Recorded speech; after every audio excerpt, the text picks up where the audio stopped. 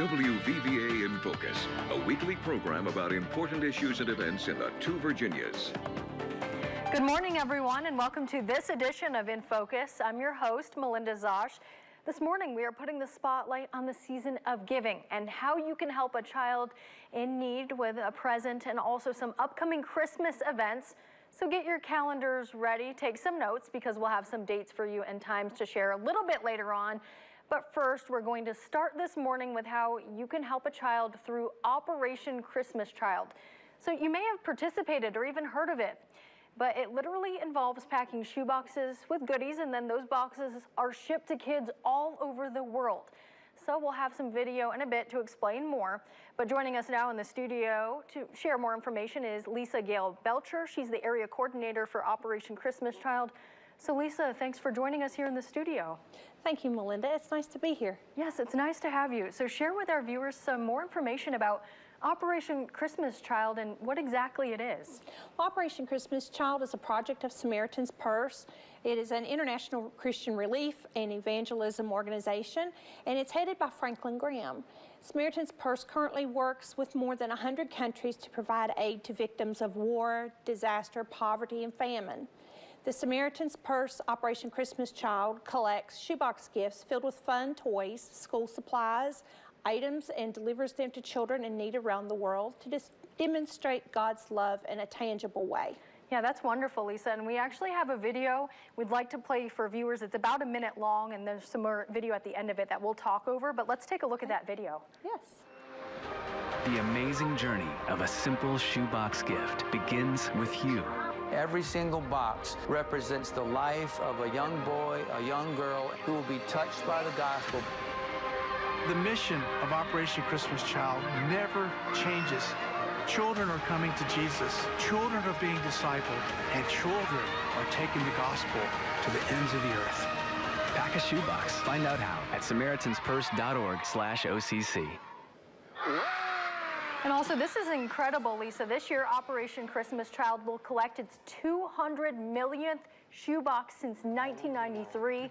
After collecting 10.5 million shoeboxes globally in 2021, Operation Christmas Child is hoping to collect enough shoeboxes to reach 11 million children this year, with 9.4 million of these boxes coming from the U.S. alone. So that's incredible. So also, Lisa, National Collection Week is kicking off soon. So let's talk about those dates and how people can get involved. Well, National Collection Week starts Monday, November 14th. It runs through the following Monday, November 21st. People can take a fill a shoebox with gifts for children in need. It can be a plain shoebox out of your closet or a plastic shoebox that you purchase from a store. We fill them with toys, hygiene items, and school supplies, and any little filler items, anything that's small enough to go in a shoebox but to bring a lot of joy to children.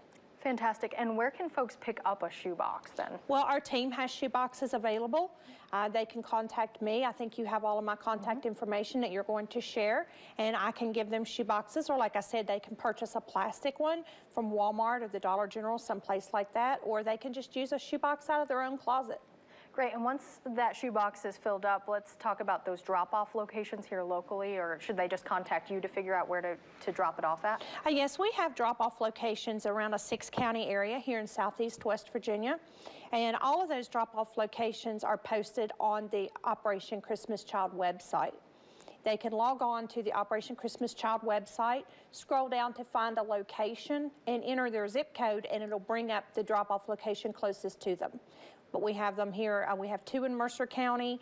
We have them in Raleigh County, Greenbrier County, Fayette County, Summers, and Monroe County, as well as 2 in Greenbrier. And Lisa, let's talk about the area that the Southeast West Virginia team covers in those counties and how many volunteers. We have a team of about 26 volunteers. We work year-round to make sure that Operation Christmas Child is promoted in communities and in churches. And we serve Fayette County, Mercer County, Greenbrier, Summers, Monroe, and Fayette counties. Wonderful. And also, what is this year's goal for the number of shoeboxes here locally in our region to be collected? Well, we have a God-sized goal this year, Melinda. We are prayerfully hoping to collect 17,000 shoeboxes. That'll be the most shoeboxes collected in several years, but last year we were very blessed. We exceeded our goal by over 3,000 shoeboxes. So we're really asking people to get on board this year so that they can get involved in packing shoeboxes. Just one more shoebox for a child in need. So why don't we talk about some of the items that are in a shoebox? So I see that you have them here today for us to look at. Yes, I brought a few things with me. This is a shoebox for a little boy, ages 2 to 4. His soap's over there on the table. I have a little outfit in here for him, a little stuffed animal. Oh, that's cute. There's crayons and all kinds of things wrapped up in this wash rag here, a comb and some pencils and things. A little musical instrument. It's got little bells in it for them to shake. And they have a coloring book, a notebook, some fun little sunglasses, and finally in here in the bottom, here's a little storybook. Oh, with a little gingerbread guy. That's so cute. Yeah, so you don't have to really necessarily worry about whether things are going to cold climate or warm climate, or whether they can speak English or not, you know, whether they can read this or not, because they can still look at the pictures. And it's just such a blessing for these children to get something that they, of their own, that they can play with and enjoy, and they don't have to share. And when someone picks up a shoebox, does it have, like, if it's a girl or a boy it's going to, or age group, or suggested items that someone can purchase? Yes, we have labels that come on it. I don't know if you can see it here. Yeah. The people can select whether they're going to shop for a boy or a girl, and the age group, 2 to 4, 5 to 9, or 10 to 14. Oh, that's fantastic. Lisa, what else do you think is important for people in our area to know about Operation Christmas Child, and just how long have you all been operating here in this part of West Virginia? Well, there are churches here in Southeast West Virginia that have been drop-off locations for over 20 years. So this is something that has been going on quite a while. Operation Christmas Child was birthed in 1993 by Franklin Graham, and it just has continued to grow. I think the first year they were in existence, they did about 2,400 shoeboxes, and now they do up in the millions, and they're hoping to collect 11 million this year. And it's going into our 30th season. We'll be celebrating 30 years next year with the collection of the 200 millionth shoebox. Oh, that's just wonderful. Lisa, I want to thank you again for joining us, and I believe we have your contact information. I'd like to share that again before we go to break. We'll just leave this up for a minute. And what are just one or two takeaways that you hope our viewers remember from our segment this morning, Lisa? Well, I'd like everyone to know that even though these boxes are filled with much needed and fun material items, every shoebox goes with the gospel message. We print the message of Jesus up in over 100 languages, and every child who receives a shoebox receives the message of Jesus. All right. Well, Lisa, I want to thank you so much for joining us and sharing some valuable information about how someone, maybe you, a family member, your kids, you can get involved with this to ship a shoebox out to a child all across the world. So thank you again, Lisa Belcher, for joining us in the studio. Thank you.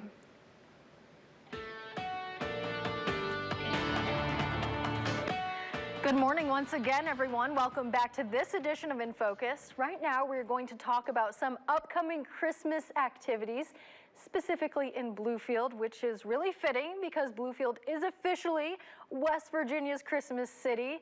Joining me now in the studio to share more information, our Bluefield City Manager, Cecil Marson. Cecil, good to see you again. Hey, Mel, it's awesome to see you. Christmas season, I'm excited. Yes, me too. Bluefield City Ambassador Marie Blackwell. Marie, it's always great to have you here. Thanks, Mel. It's good to be here. All right, and also we're welcoming this morning Tim Smith, the Executive Director of Planet Extreme. So Tim, it's great to see you too. Thank you. It's good to be here. Absolutely. So we have several events to discuss, including Bluefield's annual tree lighting, the Holiday of Lights Festival, so much more. Tim will discuss a Christmas Story live show at the Granada Theater. We'll get to that in a minute, but Marie and Cecil, either of you can jump in here, but we have a number of things to talk about, really. And I want to let everyone know, get your pen and paper handy, maybe take some pictures of some of the graphics that will be up on your screen, because we have a lot to talk about. So I guess everything launches with the Holiday of Lights 5K, right? Yeah, that starts the 19th, so we're excited and get the folks kind of a preview of what the lights are going to look like. The Public Works team has killed themselves to really put something nice out there for all the kids and families, so that'll kick off on the 19th, and that's really kind of begins about a 50-day journey here in the area of all kinds of different Christmas events, and we got pretty good word. Marie's got pretty good connections over the North Pole. Pretty sure Santa Claus is going to come to town, and it's going to be pretty great. And then, you know, of course, we'll have the tree lighting on the 21st. The team got together this year, and we got a lot of input from the community, and everybody kind of rallied around a skating rink. Yeah. So we're going to have that downtown. That'll kick off on the 21st as well, and run all the way through New Year's. And we're going to have a Ferris wheel, some games, and of course a lot more new lights. And we're going to have a nice Christmas market in the Landmark. Huge projection mapping. It's going to go on in Chicory Square. We've gotten a lot of really great volunteers and all our great businesses and a lot of great help from the board and the mayor to decorate the lights downtown. And of course, with Tim's team at the Granada and all the different, concerts, the symphony, Chosen Road. I mean, really, it's a good 50 days for the family and the kids in the area to see Santa Claus, enjoy Christmas, and, for really inexpensively, have a really nice time and have something to do with the family. So we're really excited to get that all to take off and just have a great time this year. Right, and also the Holiday of Lights, that's Thanksgiving. So Marie, let's talk about that. Actually, yes, Melinda, the Holiday of Lights starts Thanksgiving night at the City Park at 6 o'clock. And that's a very exciting time to, people love to go through that. People from all over. I mean, we get people from outside of Bluefield and Mercer County. It's a big time, isn't it? It's awesome. Right, and there's going to be several chances where folks can also walk through. It's a drive-through event where you can drive through the city, and there's some video from last year's event in 2021. You can drive your car through, but there's several opportunities to walk through. So let's talk about that too. Also, not only walk through, Mel, but we're going to have hay rides and trolley rides. Cool. It starts December the 11th is the first night, then December the 20th, and January the 1st. And it runs from 6 to 9. That gives people longer, to walk through and really experience and look at things. And then they can do the trolley, or they can also do a hayride through the park. That's so fun. And it doesn't cost anything, but donations are encouraged, right? That's exactly.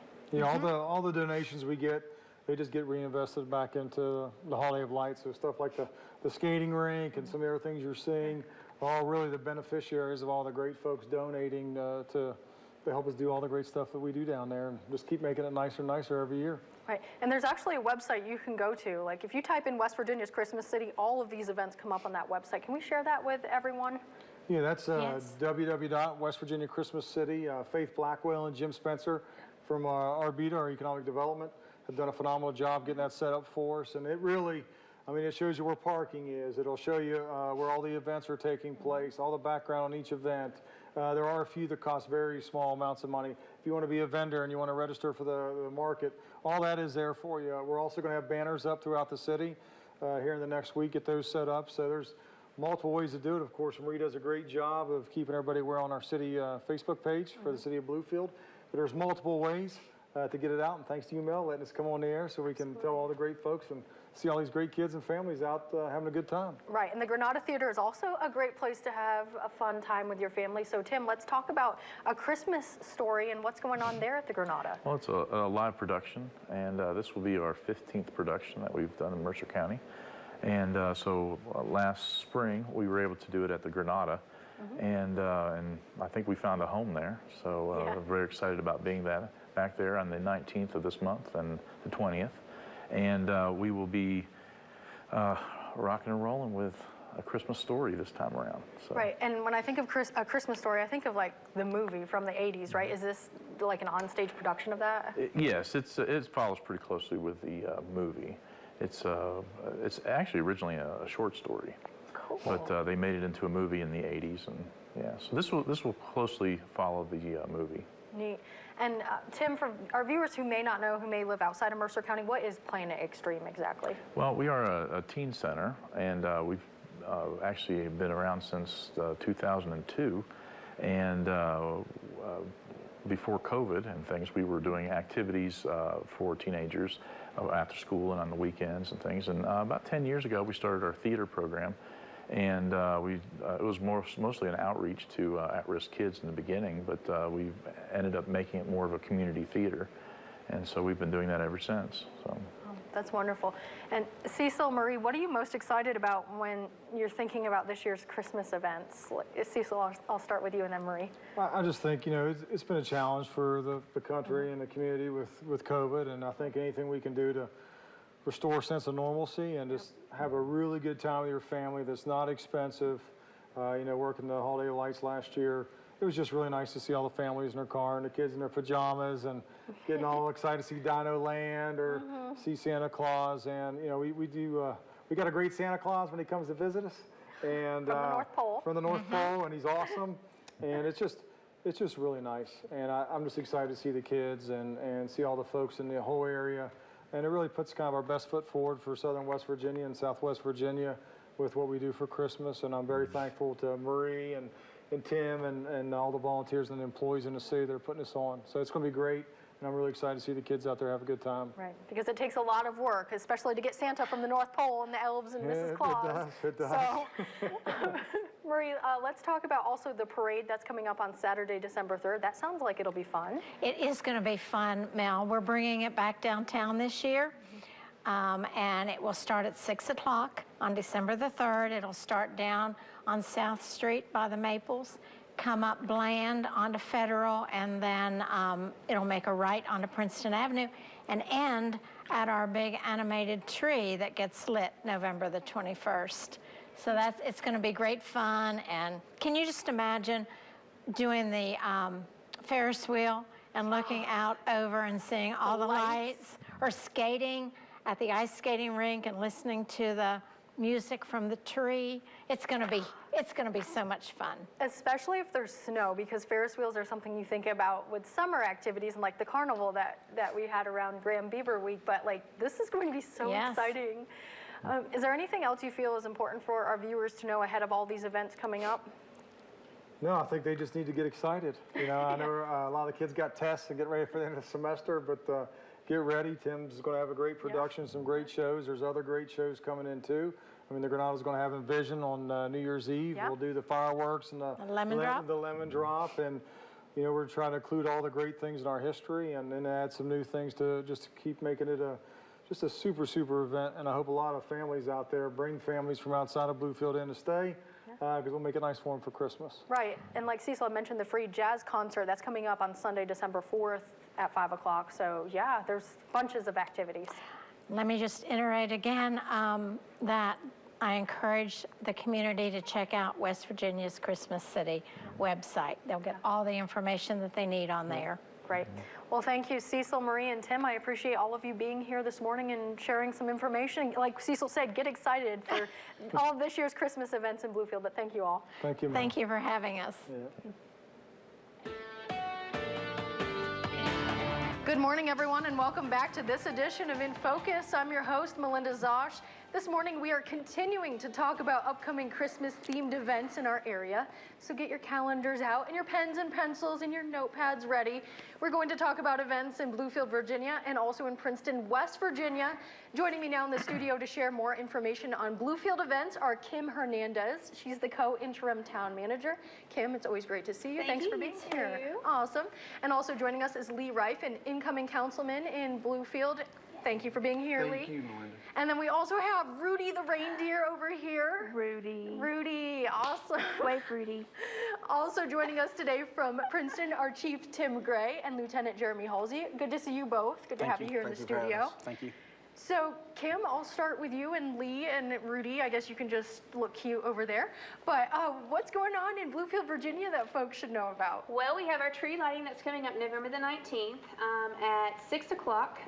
The events will start at 4. We'll have ice skating, we'll have snow globe selfies, we'll have carnival games, hot cocoa cookies, lots of fun. That begins at 4. And this year, we have a lot of beautiful new decorations downtown. We have a gingerbread house that is on display right now. We are in the process of putting up our 5 Christmas trees. 5? Yes, 5 this year, which will be animated. We'll have music playing. Pretty much our whole downtown got a Christmas makeover this year, so that is exciting. So we're happy about that. Yeah, and I live in downtown Bluefield, so I'm so excited in that vicinity. I can't wait.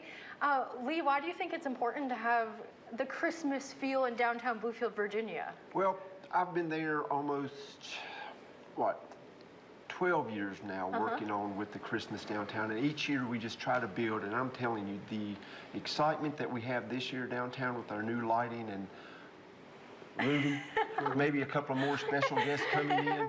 It's just an exciting time downtown Bluefield, and we're looking forward to it. All right, Rudy, give us a nod if you're excited. You came a long way from the North Pole to come to Bluefield, so we're excited to have you here too. And now let's talk about some of the events in Princeton for a moment as well. So we have Chief Gray and Lieutenant Halsey here. So what's going on in Princeton that folks should know about? Well, on December 1st at 6 o'clock, from 6 to 8 at the Dick Copeland Square, we're having a gentleman by the name of Lee Dean. He's going to be singing some Elvis tunes, Elvis Christmas music. The square will be decorated in Christmas theme. I think his website is, if I'm not mistaken, Swinging with Sinatra and Elvis, if you want to look him up. He's also, there's some information about him on our city website as well. On December 2nd will be the annual Christmas parade.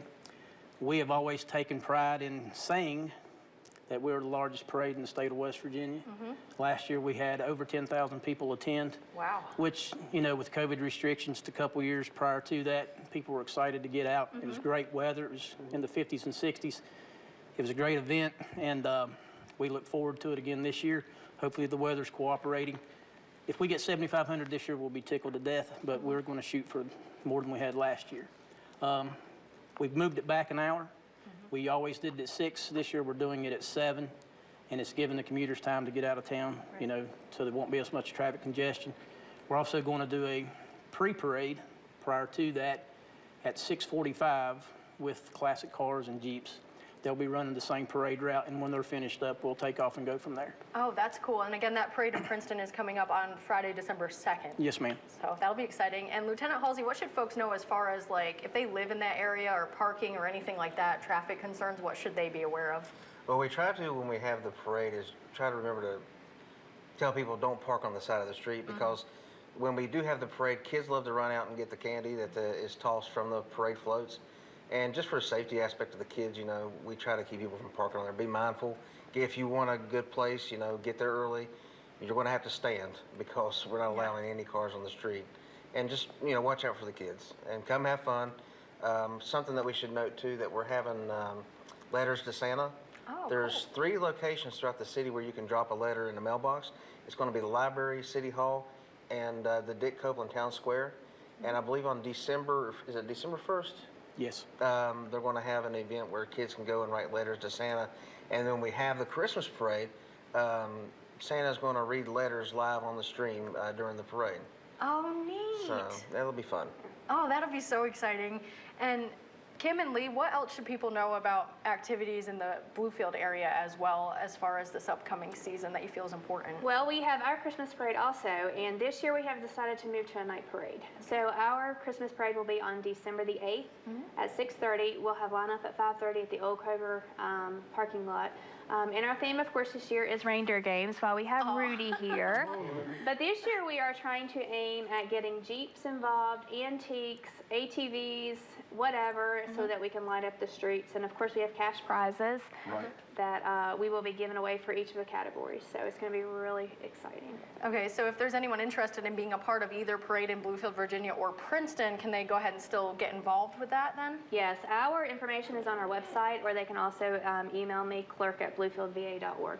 Okay, cool. And Chief Gray, what about if anyone's interested in the parade in Princeton? Same with us. You can go to our website and register, and Caitlin Smith will take care of them from there.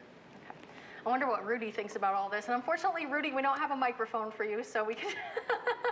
What do y'all think Rudy's thinking about all these Christmas events? Headlights. Rudy just doesn't want to be shot. You're right. He's going to stay away from the cars. He's got the look. He's really cute. So, and is Rudy something new this year then? Rudy is something new this year. We have tried to theme our events. We've had, of course, the Polar Express and the conductor. We've had Elf on the Shelf, and we've had the Elf. We've had the girl and the boy elf, and this year we're having Rudy the reindeer. Oh, and you mentioned reindeer games too. Yes. So what is that all about? It was just a good idea from our committee that came up with a different kind of theme, but we're trying to get our downtown involved in doing some kind of games as well during the parade, whether it's an actual game or a window contest or something like that. So just something fun that the committee came up with. Now I'd like to we have a little bit of time left, so I'd like to get to each of our guests and just ask your favorite thing about celebrating holidays in the two Virginias this time of year. Kim? I just love family and the community getting together. I know, you can't beat that. Yes. Lee? I just like to see everybody come together and enjoy what we try to put off downtown in Bluefield, Virginia. It's just a great gathering, and you know, seeing old friends, seeing new people. It's a great experience. Right, and just getting out and making memories. Exactly. You know, getting pictures with your family and just enjoying it. Chief Gray, what's your favorite thing about Christmas in this area? Well, I'll speak on behalf of the city and say the city's worked really hard on getting this together, and we'd like to see as many people come out and enjoy it. And it's always a good time. And if I can get them out by saying there's free hot chocolate in 3 different locations, maybe they'll come for that. So, but we are doing that as well. Oh, great. Free hot chocolate. We love it. Lieutenant Halsey, we have about 20 seconds left. What's your favorite thing about Christmas? Well, to see the kids, you know, when they open their presents and things of that nature, and the Christmas parade, seeing the whole community come together, especially with the way things are now at this time. It's just nice to see people come together and we all can get along and come to a common goal with the Christmas parade and just spread cheer and have fun. Right, and it's a season of giving back too, really. Right, Rudy, are you excited for Christmas? Yes! He is so excited. You see that? Kids, you got to get out this season and meet Rudy. Well, thank you all for joining us. I'm so excited about all these events coming up. Thank you. Thank you. Thank you, Melinda. That does it for this edition of In Focus. We'll see you all again next Sunday.